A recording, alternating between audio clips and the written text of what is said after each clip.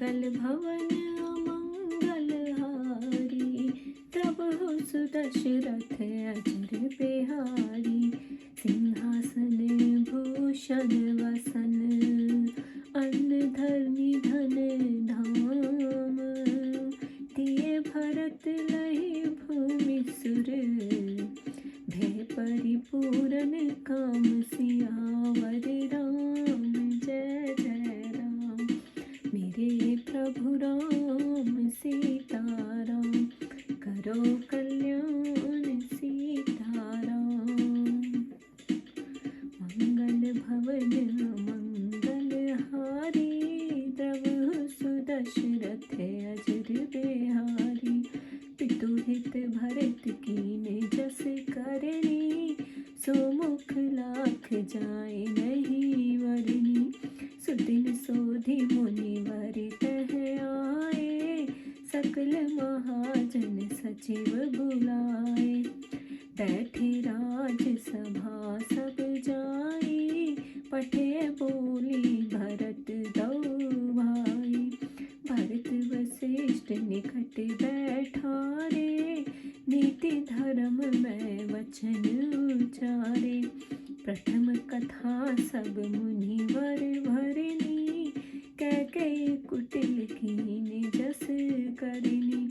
भूप धर्म व्रत सत्य सराहा, यही तन परिहरि प्रेम निवाहा। कहत राम गुणशील स्वभाव, सजल नयन पुलके मुनि राव। बहुरी लक्षण सिय प्रीति बखानी, शोक सनेह मगन मुनि ज्ञानी। सुनहु भरत भावी प्रबल, विलिखि कहु मुनिनाथ। हानि लाभ जीवन मरण, जस अप जस विधि हाथ सियावर राम। जय जय राम मेरे प्रभु राम, सीताराम करो कल्याण सीताराम। अस विचारे कहि दीजय दोषु, व्यर्थ काहि पर कीजिए रोषु। तात विचार करहु मन माही, सोच योग्य दशरथ नृप नाही। सोचिए विप्र जो वेद बहीना, तज निज धर्म विषय लव लीना। सोचिए नृपति जो नीति न जाना, यही न प्रजा प्रिय प्राण समाना। सोचिए वैश्य कृपण धनवानु, जो न अतिथि शिव भगत सजानु। सोचिए शूद्र विप्र अपमानी, मुखर मान प्रिय ज्ञान गुमानी। सोचिए पुनिपति वंचक नारी, कुटिल कलह प्रिय इच्छाचारी। सोचिए बटु निज वर्त परिहरहि, जो नहीं गुरु आयस अनुसरी। सोचिए गृही जो मोह बस, करे धर्म पथ त्याग। सोचिए यति पर पंचरत, विगत विवेक विराग सियावर राम। जय जय राम मेरे प्रभु राम, सीताराम करो कल्याण सीताराम। बैखानस सोई सोचन योग, तप विहाय यही भावै भोग। सोचिए प्रसन्न अकारण क्रोधी, जननी जनक गुरु बंधु विरोधी। सब विधि सोचिए पर उपकारी, निज तन पोषक निर्दय भारी। सोचिए लोभ निरत रस कामी, सुरश्रुति निंदक पर धन स्वामी। सोचनिए सब ही विधि सोई, जो न छाड़ी छल हरि जन होई। सोचनिए नहीं कौश दर्शन राउ, भुवन चारि दश प्रगट प्रभाव, भयो नाई नभ होनहारा, भूप भरत जस पिता तुम्हारा, विधि हरिहर सुरपति दशनाथा, वरनहि सब दशरथ गुण गाथा, तीन काल त्रिभु भवन जग माही, भूरि भागे दशरथ सम नाहि, कहो तात कहि भांति को, करहि बड़ाई तासु, राम लछन तुम शत्रुघ्न, सरिस सुवन सुच जासु, सियावर राम जय जय राम, मेरे प्रभु राम सीताराम, करो कल्याण सीताराम। सब प्रकार भूपति बड़े भागी, वादी विषाद करे कहीं लागी, ये सुनि समझि शोक परिहरहु, शिर धरि राज रजायस करहु, राउ राजपद तुम कह दीना, पिता वचन फुर चाहिए कीना, तज राम यही बचन लागी, तम परिहरे राम बिरहागी, नृपहि वचन प्रिय नहीं प्रिय प्राणा, कहो तात पितु वचन प्रमाणा, करहु शीश धरि भूप रजाई, है तुम कह सब भांति भलाई, परशुराम पितु आज्ञा राखी, मारी मातु लोक सब साखी, तनयो यथा नहीं जो बन गयो, पितु आज्ञा अथ जना भयो, अनुचित उचित विचार तजी, जो पालहि पितु वैन, ते भाजन सुख सुयश के, वसहि अमर पति अयन, सियावर राम जय जय राम, मेरे प्रभु राम सीताराम, करो कल्याण सीताराम। अवश्य नरेश वचन फुर करहु, पालहु प्रजा शोक परिहरहु, सुरपुर निपुर पाहि परितोषु, तुम कह सृकृत सुयश नहीं दोषु, वेद विदित सम्मत सब ही का, यही पितु दे सोई पाए टीका, करहु राज पर हरहु गलानी, मानहु मोर वचन हित जानी, सुनि सुख लहब राम देहि, अनुचित कहब न पंडित कही, कौशल्यादि सकल महतारी, तय उपजा सुख होई सुखारी, प्रेम तुम्हारे राम कर जानहि, जो सब विधि तुम सन भल मानहि, सौंप्यो राज राम के आए, सेवा करेहु स्नेह सहाय, कीजिए गुरु आयुष अवश्य, कहीं सचिव कर जोरी, रघुपति आए उचित जस, तब तस करब बहोरी, सियावर राम जय जय राम, मेरे प्रभु राम सीताराम, करो कल्याण सीताराम। कौशल्या धरि धीरज कहि, पूथ पथ गुरु आयस है, सो आदरि करिए हित मानी, तजय विषाद काल गति जानी, वन रघुपति सुर पर नर नाहु, तुम यही भांति तात कदराहु, परिजन प्रजा सचिव सब अम्मा, तुम ही सुत सब कह अवलंबा। लखी विधि वाम काल कठिनाई, धीरज धरहु मात बल जाई। सिर धरि गुरु आयुष अनुसरहु, प्रजा पाले पुरजन दुख हरहु। गुरु के वचन सचिव अभिनंदन, सुनित भरत ये हित जनु चंदन। सुन बहोरी मातहु मृदवानी, शील स्नेह सरल रस सानी। सानी सरल रस मात बानी, सुनि भरत व्याकुल भय। लोचन सरोरुह शवत सींचत, विरही उरे अंकुर नए। सो दशा देखत समेत ही, विसरी सब सुधि देह की। तुलसी सराहत सकल सादर, सीम सहज स्नेह की। भरत कमल कर जोर, धर्म धुरंधर धीर धर।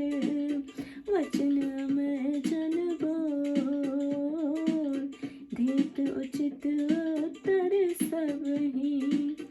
मोहि उपदेश दीन गुरुनी का, प्रजा सचिव सम्मत सब ही का। मातुचित पुनियायुष दीना, वसी शीस धरि चाहे कीना।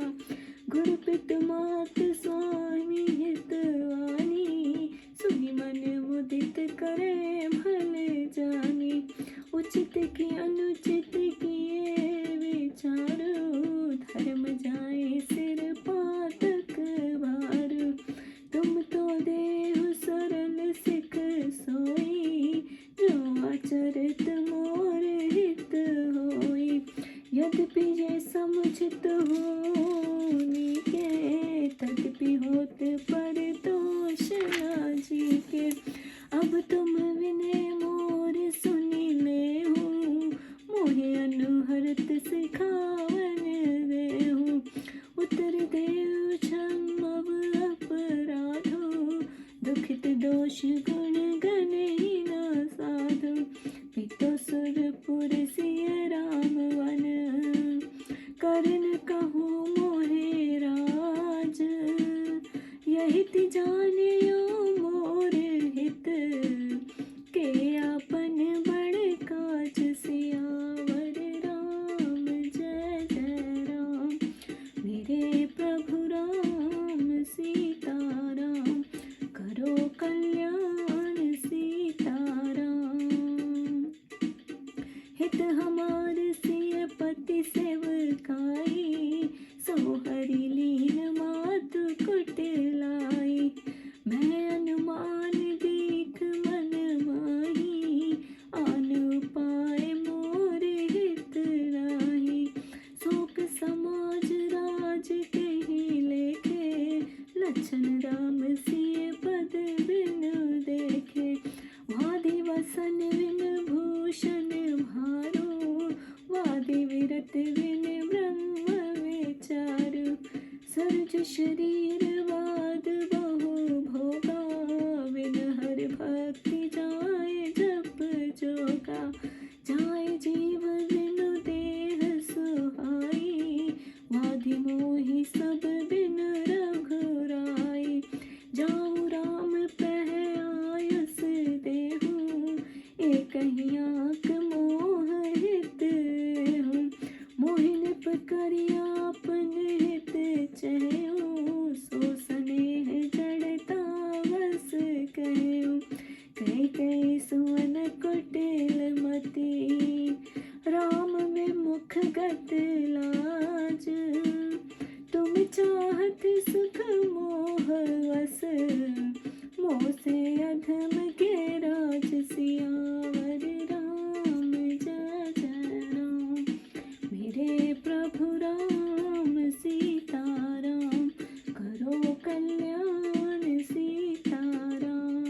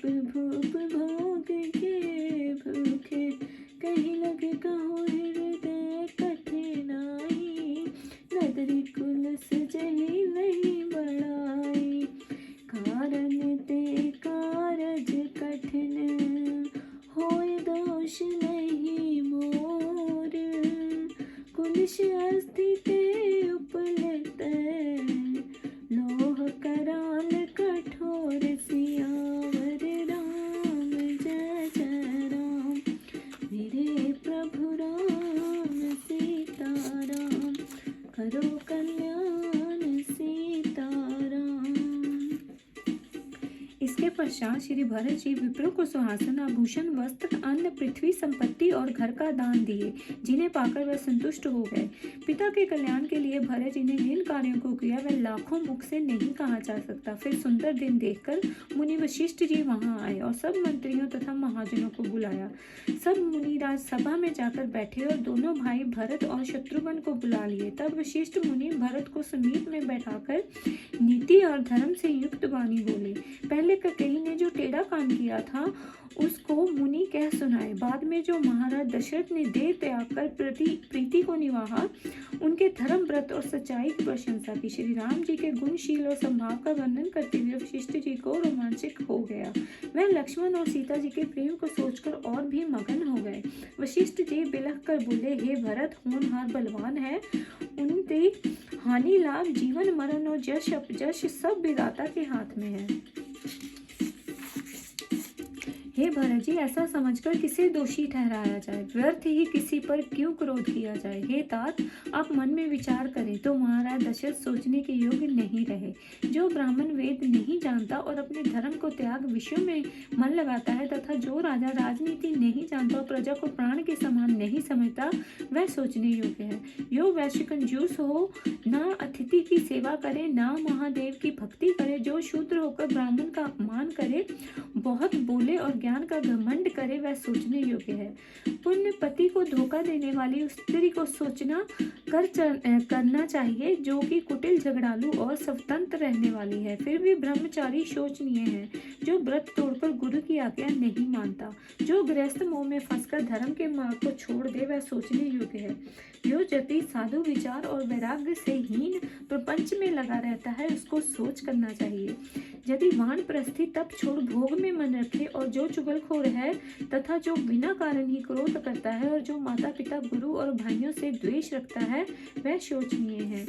इस सब प्रकार से सब सोचना करना चाहिए। जो शरीर का पोषक और दया से हीन दूसरों की बुराई चाहता है, जो लोभी है, जो पुराए धन का स्वामी बन बैठा है, वह सोचने के योग्य है। जो छल को छोड़कर भगवान का भजन ना करे, वह मर्यादा शोचनीय है। परंतु जिस प्रकार महाराज दशरथ का प्रताप 14 भवन में फैला हुआ है, वह जोश के योग्य नहीं है। हे भरत, जैसे आपके पिताजी थे, वैसा ना कोई राजा हुआ और ना होने वाला है, जिसके गुण को ब्रह्मा, विष्णु, महेश, इंद्र और दिग्पाल भी वर्णन करते हैं। तीनों कालों और तीनों लोकों तथा इस संसार में दशरथ के समान बड़ा भाग्यशाली कोई नहीं हुआ। हे तात, भला कहो तो सही कि महाराज दशरथ की प्रशंसा कौन कर सकता है, कि जिसके राम, लक्ष्मण और शत्रुघ्न और तुम्हारे जैसे पवित्र पुत्र हुए हैं। हे भरत, सब प्रकार से राजा दशरथ बड़े भाग्यवान हैं। उनके विषय में शोक करना व्यर्थ है। ये जानकर शोक छोड़ दीजिए और राजा की आज्ञा सिर पर रखकर राज कीजिए। महाराज ने आपको राज्य दे दिया है। पिता की वाणी सत्य करनी चाहिए। महाराज दशरथ जी बात के हेतु राम को छोड़ दिए और उन्हीं के विश्व रूप और आगम में आप अपनी देह को आहुति दे दिए। महाराज को बात प्यारी थी कि प्राण त्याग है तात, उनकी बात को मानकर उनका प्रिय कीजिए। आप महाराज की आज्ञा सिर पर रखकर उसको पालन करिए। इसी में सब प्रकार से सबकी भलाई है। सारा संसार जानता है कि परशुराम जी ने अपने पिता की बात मानकर माता को मार डाला। राजा ययाति के पुत्र ने पिता को अपनी जवानी दे दी थी। पिता की आज्ञा होने के कारण उन्होंने तो पाप हुआ और ना अपयश। जो अच्छा जो बुरा कुछ भी ना विचार करे, पिता की आज्ञा को पालते हैं, वे नंद और सुंदर यश को पाते हैं और स्वर्ग में वास करते हैं। राजा की आज्ञा अवश्य सत्य कीजिए, प्रजा और रक्षा कीजिए और शोक का निवारण कीजिए। इससे राजा स्वर्ग में संतुष्ट होंगे और तुम्हें दोष ना लगकर सुंदर यश मिलेगा। पिता जिसे राज्य दे वही अधिकारी है। ये बात वेद में लिखी है और सर्वसम्मत है। मेरा वचन हितकर मानकर गलानी को छोड़कर राज कीजिए। ये सुनकर श्री राम जी और जानकी जी को आनंद होगा और कोई भी पंडित इसे अनुचित ना कहेगा। प्रजा के सुख से कौशल्या आदि सभी माताएं सुखी होंगी। माताएं श्री राम जी से आपकी प्रीति को पहचानती हैं, वह आपसे हर प्रकार सुखी होंगी। श्री रामचंद्र जी के आने पर राज्य लौटा कर प्रेम के सहित उनकी सेवा टहल करना। मंत्री हाथ जोड़कर भरत जी से कहते हैं, गुरु जी की आज्ञा अवश्य कीजिए। श्री रामचंद्र जी के आने पर जैसा उचित समझिएगा वैसा कीजिएगा। तब धैर्य धरकर कौशल्या जी बोली, हे पुत्र, मुनि का वचन सुंदर औषधि है, उसे लाभकारी मानकर आदर के साथ पालन करो और समय का प्रभाव समझकर विषाद छोड़ दो। श्री रामचंद्र जी वन में है, राजा स्वर्ग में, और तुम इस प्रकार कायरता प्रकट करती हो। कुटुंब, प्रजा, मंत्री और सब माताओं के हे पुत्र, तुम ही एक सहारा हो। हे भरत, विधाता को टेढ़ा और समय की कठिनता को देखकर धीरज धरो। गुरु की आज्ञा सिर पर रखकर उसका अनुसरण कर, नगर के लोगों का पालन कर, कष्ट निवारण करो। वशिष्ठ जी की वाणी और मंत्रियों की सराहना सुनकर भरत के मन में मानो चंदन के समान सुखद हुआ। फिर उन्होंने शील और प्रेम से पगे सीधे तथा रस से सने हुए माता के वचन सुने। माता की सीधी और रस से पगी वाणी को सुनकर भरत जी व्याकुल हो गए। उन्हें कमल रूपी नेत्रों से आंसू टपकने लगे, जिससे वे मन में उत्पन्न विरह के अंकुर सींचने लगे। इस प्रकार समय की अवस्था देखकर किसी को भी अपनी सुधना नहीं। तुलसीदास जी कहते हैं कि उस समय स्वाभाविक प्रीति की सीमा को सब लोग सराहने लगे। पश्चात कमल रूपी हाथों को जोड़कर धर्म के धुरंधर भरत जी धैर्य धारण कर वचनों को मानो अमृत में डुबोकर सब लोगों को यथाचित उत्तर देने लगे।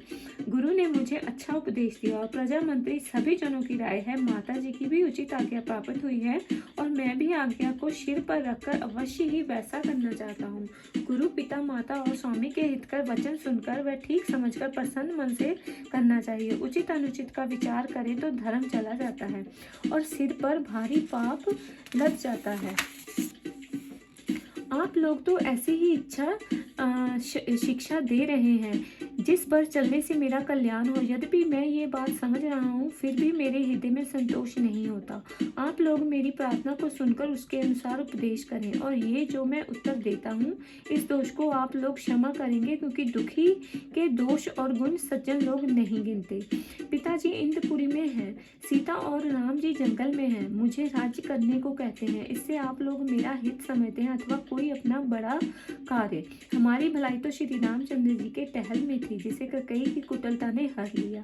मैंने मन में अनुमान कर देखा तो संसार में इसके अतिरिक्त मेरी भलाई का अन्य कोई यत्न नहीं है। श्री राम, लक्ष्मण और सीता का चरण ना देखकर इस सोच से भरे राज्य का कौन सा काम है। कपड़ा ना हो तो गहना किस काम का, और ब्रह्मा के विवेक ना हो तो वैराग्य किस काम का। शरीर में रोग हो तो विविध प्रकार के भोग निष्फल है। भगवत भक्ति बिना जप योग किस काम का। जीव ना रहे तो देह किस काम की। इसी तरह श्री राम जी के बिना मेरा सब कुछ व्यर्थ है।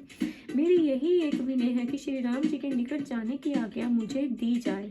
हमको राजा बना करके आप लोग अपनी भलाई चाहते हैं तो ये प्रेम और जड़ता वश करते हैं। मैं कैकेयी का दुष्ट पुत्र श्री राम के विमुख होकर लज्जा रहित हूँ। सो मेरे जैसे अधम के राज्य में आप लोग मुझसे मोहवश सुख व आनंद चाहते हैं। मैं ठीक कर रहा हूँ, आप लोग विश्वास रखें। राजा को धर्मात्मा होना चाहिए। मुझे हठ पूर्वक ज्यों ही आप लोग राज्य देंगे, उस काल पृथ्वी रसातल में चली जाएगी। मेरे ऐसा पापी कौन है जिसके लिए राम, सीता और लक्ष्मण वन को चले गए। राजा ने श्री राम को वन दिया और उनका विशोक होते ही स्वर्ग पर को प्रस्थान कर दिया। मैं दुष्ट सब बुराइयों का कारण हूँ। मैं बैठकर सब बातों को सोचत होकर सुनता हूँ और श्री रामचंद्र जी के बिना घर को देखकर मेरे प्राण रह गए और जगत में हंसी सह रहा हूँ। श्री राम जी पुनीत और भोगों को चाहने वाले हैं। राजा तो लालची होते हैं और भोग चाहते हैं। मैं अपने हृदय की कठोरता का वर्णन किस प्रकार करूँ, जो वज्र का भी निरादर कर रहा है। कारण से कार्य कठिन होता है, जैसे हड्डी से वज्र बना और पत्थर से लोहा। उन पर दोनों की अपेक्षा लोहा अधिक कठोर होता है, परंतु मैं तो और भी बढ़ गया हूँ।